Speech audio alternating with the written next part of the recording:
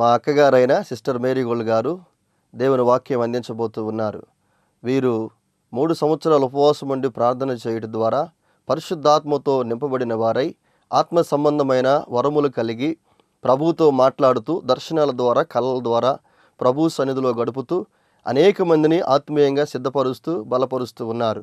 వీరు ప్రార్థన చేసి దర్శనాలను కలభావాలను తెలుసుకొని అనేక మందికి తెలియచెప్పి అనేక మంది పట్ల దేవుని యొక్క చిత్తం ఏ విధంగా ఉందో ప్రార్థన ద్వారా వారు తెలుసుకొని అనేక మందితో పంచుకుంటూ అనేక మందిని బలపరుస్తూ దేవుని సన్నిధిలో బహుబలంగా వాడబడుతున్న దైవజనులు. వీరి వాక్యాన్ని ఇప్పుడు విందాం. గడిచిపోయిన కాలం గడిచిపోయింది, కానీ ఇంక రాబోయే కాలంలో నువ్వు భక్తిగా నిలబడగలవో లేదో, అన్ని విషయాల్లో జయ జీవితం కలిగి ఉండగలవో లేదో నిన్ను నీవు పరీక్షించుకోవలసిన సమయం దగ్గరకు వచ్చింది. ప్రభువు కొన్ని జరిగిస్తూ ఈ మనుషులకు అలవాటు అయ్యేటట్టు చేస్తాడు. అది ఎందుకంటే మనుషులకు భయం ఎందుకు రావట్లేదంటే అలవాటు అయిపోతున్నాయి. భూకంపాలు అనేవి వింటాం, కొత్తగా వస్తే భయం వేస్తుంది. కానీ అది కొన్ని ప్లేసుల్లో ఎక్కువగా వచ్చిందనుకోండి, కొన్ని దేశాలలో అలవాటు అయిపోద్ది విని. అలాగే వరదలు వచ్చినా అది కొద్ది రోజులకు అలవాటు అయిపోతుంది. కొన్ని దేశాలలో నదులు ఎర్రగా రక్తంలాగా ప్రవహిస్తున్నాయంట, అది కూడా అలవాటు అయిపోద్ది. ఎందుకంటే మనుషులు భయపడి దేవునికి పరిపూర్ణంగా లోబడనివ్వకుండా సాతాను వాళ్ళకి ధైర్యాన్ని ఇస్తుంటుంది అన్నమాట. ధైర్యాన్ని ఇస్తుంది. దేవుడు కూడా వాటిని అలవాటు చేస్తాడు. అయినా భయంగా ఉంటారా, జాగ్రత్తగా ఉంటారా లేదా అనేది దేవుడు మనలను పరీక్షిస్తూ ఉంటాడు. ఆయన మనలను పరీక్షించినప్పుడు ఆ పరీక్షలో మనము ఎలా ఉంటున్నాము అనేది ఆయన గమనిస్తాడు, పరీక్షిస్తాడు, గమనిస్తాడు. అలా పరీక్షించి గమనిస్తూ ఉన్నప్పుడు మనము ఆత్మ సంబంధులముగా కనబడాలి. ఆత్మ సంబంధంగా కొనసాగేటప్పుడు చాలా భయంకరమైన శ్రమలు వస్తాయి. శ్రమలు రాకుండా భక్తి అనేది లేదు. ఎన్నోసార్లు వాక్యంలో మనం విన్నాం, శ్రమలు లేకుండా భక్తి లేదు. శరీరానుసారులకి శ్రమలు వస్తాయి, ఆత్మానుసారులకి శ్రమలు వస్తాయి. శరీరానుసారులకి శ్రమలు వచ్చినప్పుడు వాళ్ళకి ఆదరణ దొరకదు. బాగా భయంకరమైన బాధ వచ్చింది, ఒక యాక్సిడెంట్ అయింది, కుటుంబం అంతా చనిపోయింది, ఒక్కళ్ళే మిగిలి ఉన్నారు. వాళ్ళకి ఏమనిపిస్తుంది, ఇంక నాకు ఎవరు దిక్కున్నారు, ఇక నాకు ఎవరు ఉన్నారు, కాబట్టి నేను కూడా చనిపోతే పోతుంది అనిపిస్తుంది. దేవుని బిడ్డలకు వచ్చే శ్రమలు ఉన్నాయి. దేవుని బిడ్డలు క్రిటికల్గా అంటే ఆ సమస్యలు ఇరుక్కుంటారు, ఇరుక్కున్నట్టుగా కనబడతారు. అబ్రహాం ఉన్నాడు, దేవుడు అన్నాడు నీకు ఒక్కడై ఉన్న కుమారుని తీసుకుని వచ్చి దహన బలిగా అర్పించమన్నాడు. చక్కగా ఎదుగుతూ ఉన్న బిడ్డను తీసుకొచ్చి దహన బలిగా అర్పించడం అంటే అక్కడ నిజంగా శ్రమే. ఆ మనస్సుని దేవుని వైపు ఉంచడము అనేది దేవుని బిడ్డలు నేర్చుకోవాలి. ఆ సమయంలో మన మనస్సుని దేవునికి అప్పగించేసేయాల. అప్పగించినప్పుడు ఆయన దాన్ని స్థిరంగా ఉంచుతాడు. అబ్రహాము తీసుకుని వెళ్ళి దహన బలిగా అర్పించడానికి అన్నిటినీ సిద్ధం చేశాడు.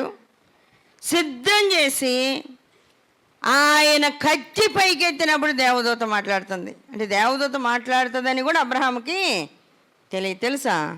దేవదూత మాట్లాడిద్ది, ఆపేస్తుందిలే, ఎట్టో గట్ట కడదామా వద్దా, తాళ్ళన్నీ కట్టేద్దామా వద్దా, కత్తి పైకి ఎత్తుదామా వద్దా, ఎత్తితే ఆపుతారేమోలే అని కానీ ఇట్లా అనుకోలేఆయన స్థిరమైన మనసుతో.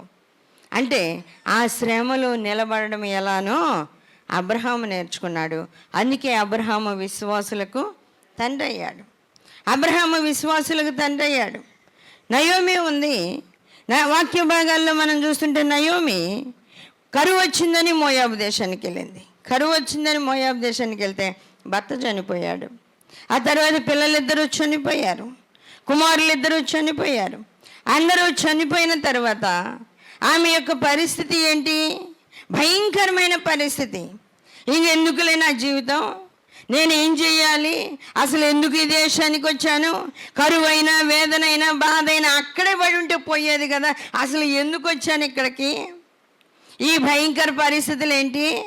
నేను మోయాబు దేశానికి వచ్చి ముగ్గురిని పోగొట్టుకున్నానే. మగపిల్లలు, మగ దిక్కు లేరు. ఇక ఆమె ఒక్కతే మిగిలింది, మగోళ్ళు లేరు. భర్త చనిపోయాడు, 2 కుమారులు చనిపోయారు, కుమార్తెలు లేరు ఆమెకి. ఇంకేం చేయాలి? భయంకరమైన పరిస్థితి ఆమెకి.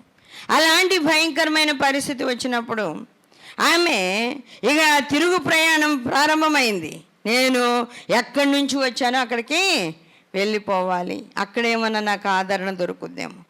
ఆమె ఇంక మరణించాలి అనుకొని కూడా అయినా నేను ఎక్కడి నుంచి వచ్చానో మరలా ప్రాంతానికి, ఆ బెత్లెహేమునకు వెళ్ళిపోవాలి అని ప్రయాణమై వస్తూ ఉంటే ఒక కోడలు మళ్ళా ఎమ్మడబడింది, రూతు ఎమ్మడబడింది.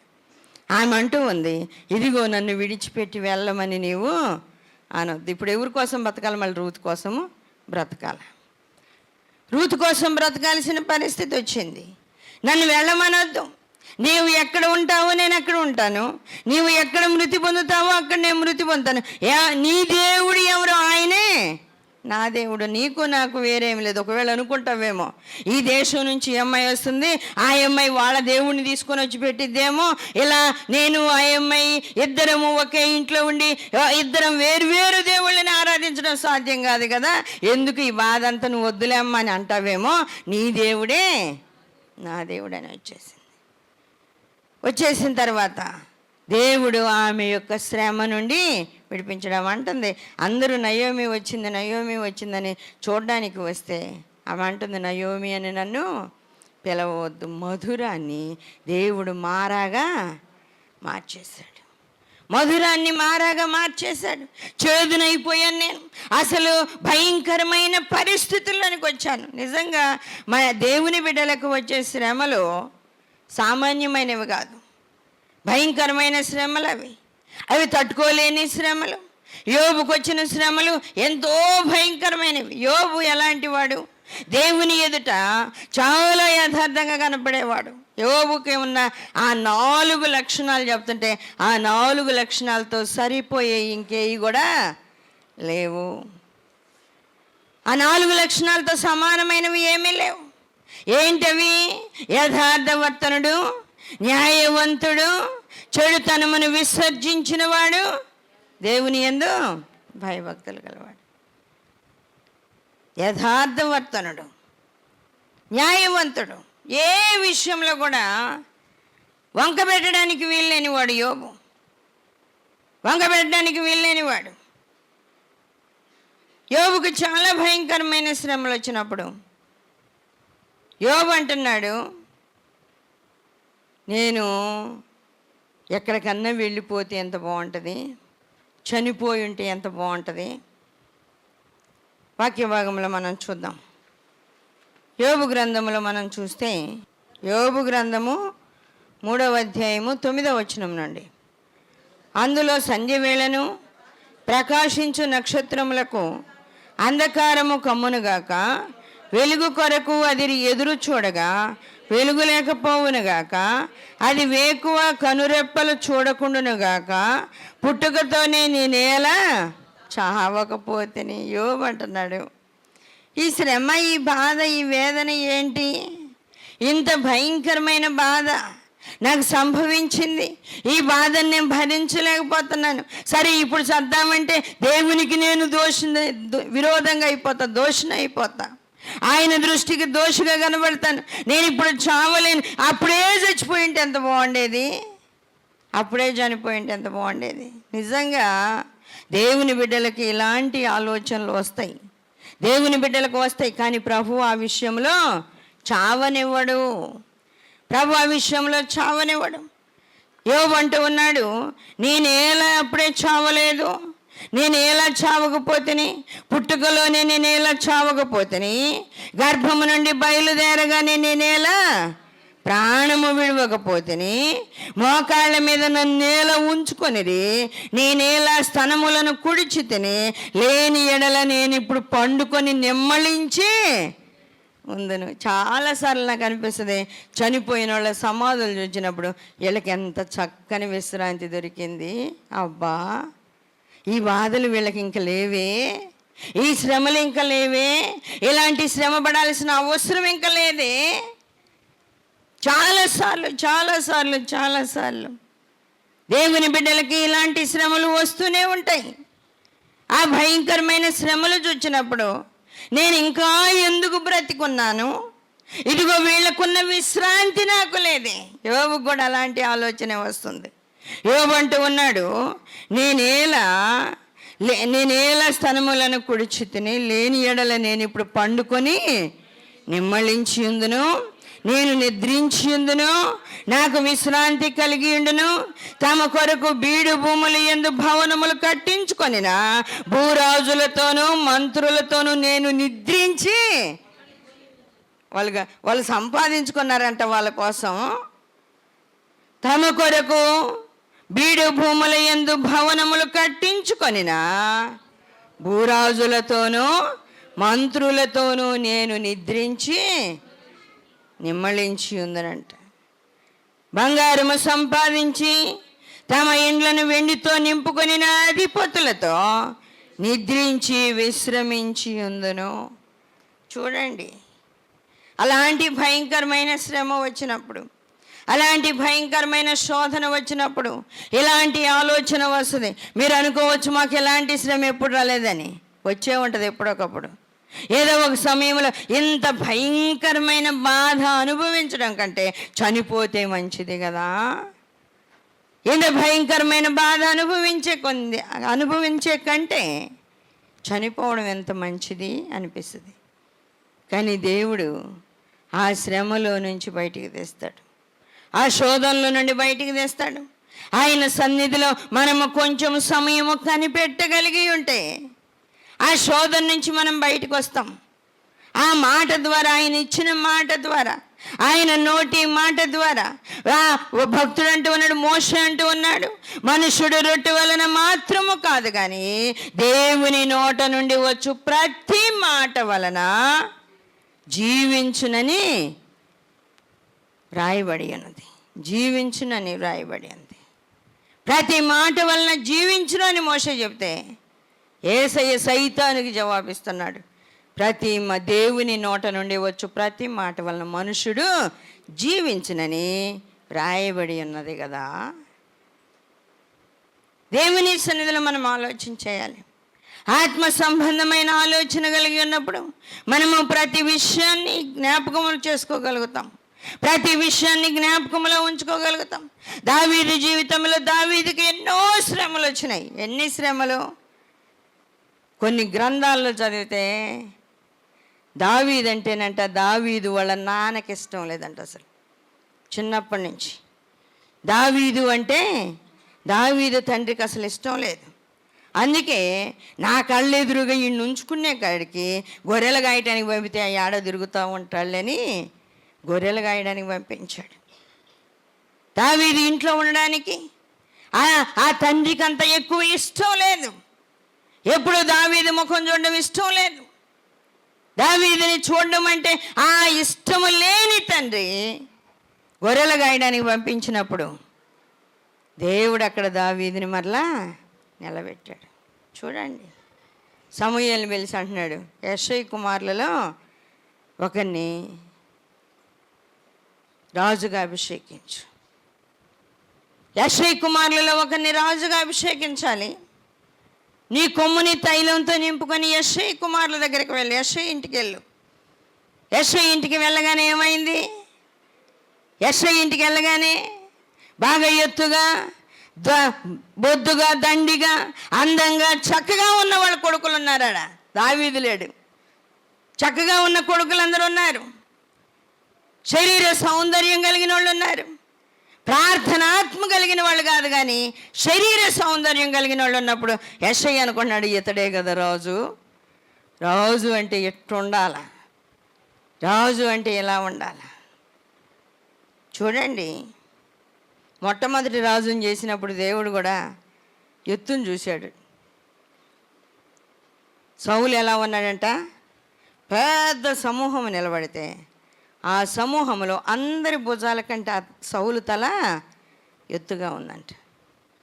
అందరి భుజాల కంటే సౌలు తల ఎత్తుగా ఉంది.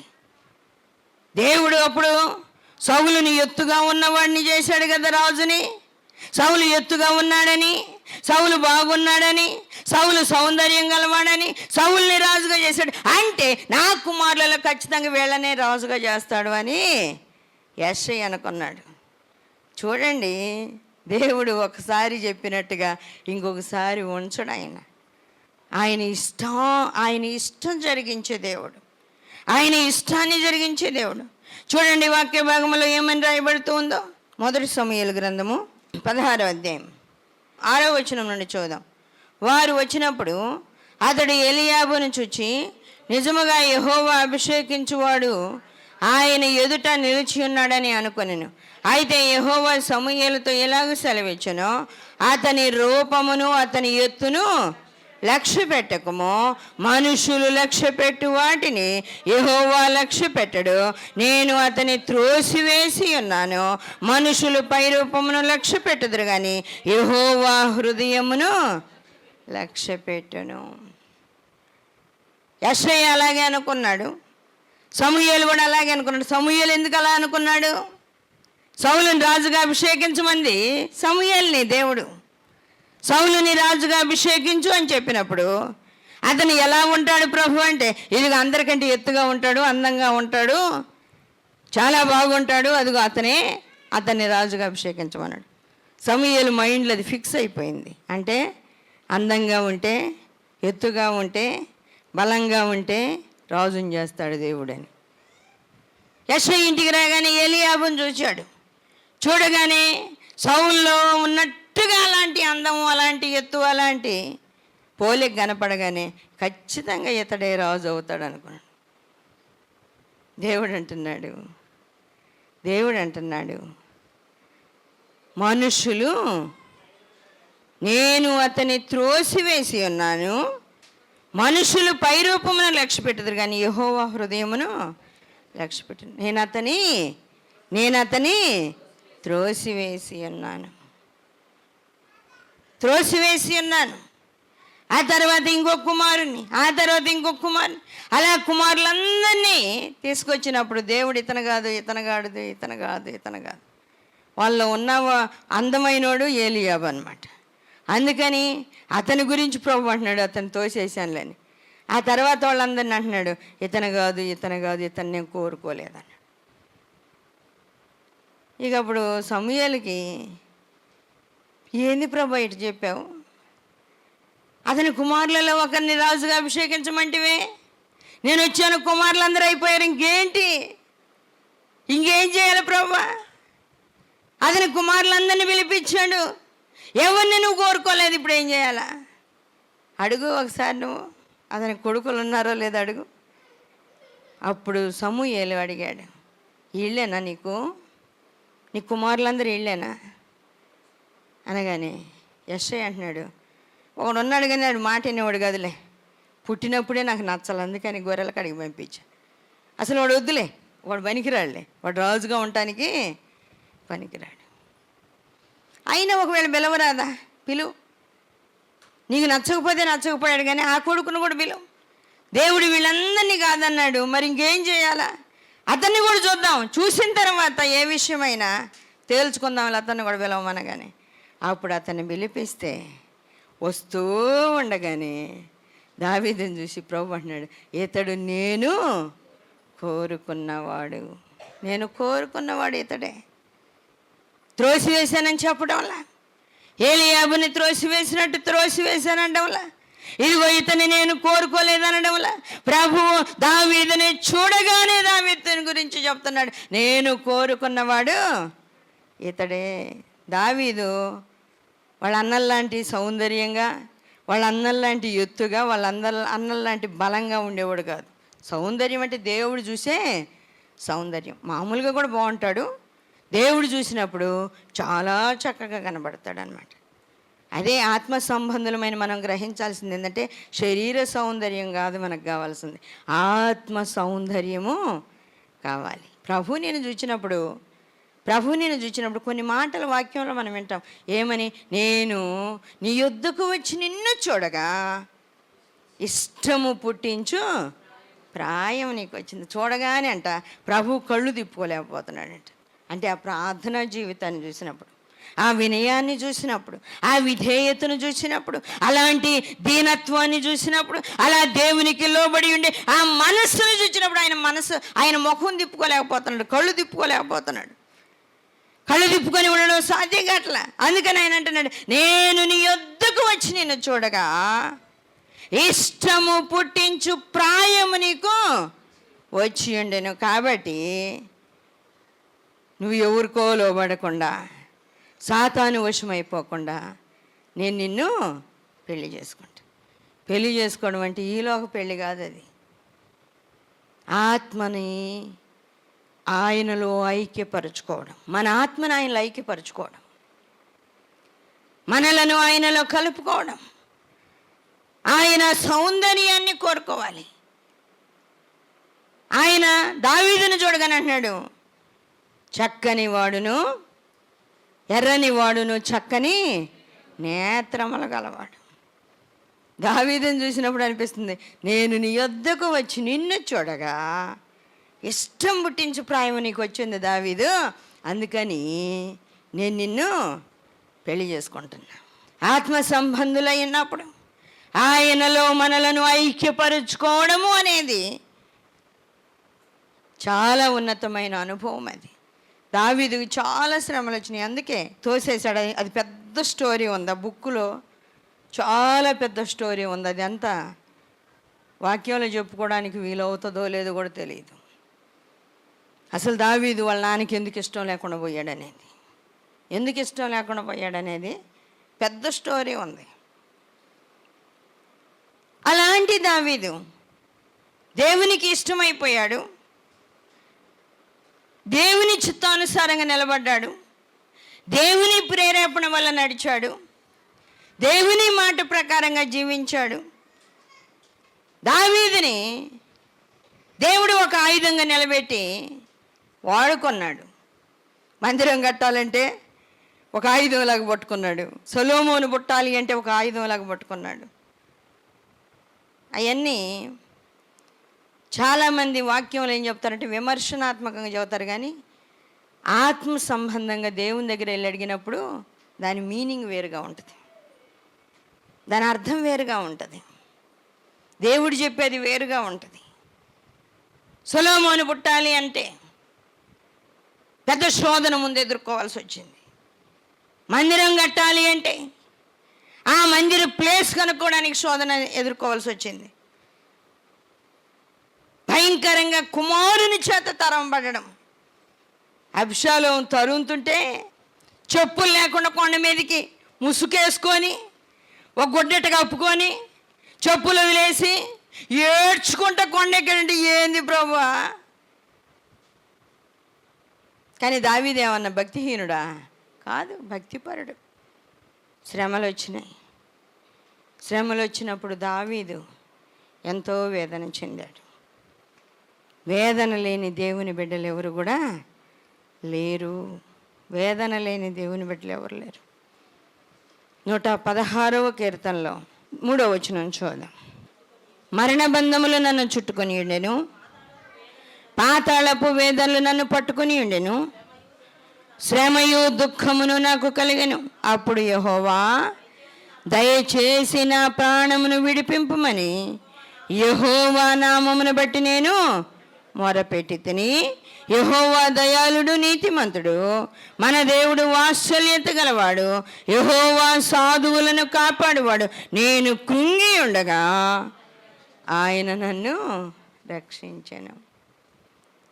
దావీదునకు వచ్చిన శ్రమలో గొర్రెలు కాసుకుంటూ ఉన్నప్పుడు తండ్రి విడిచిపెట్టాడు.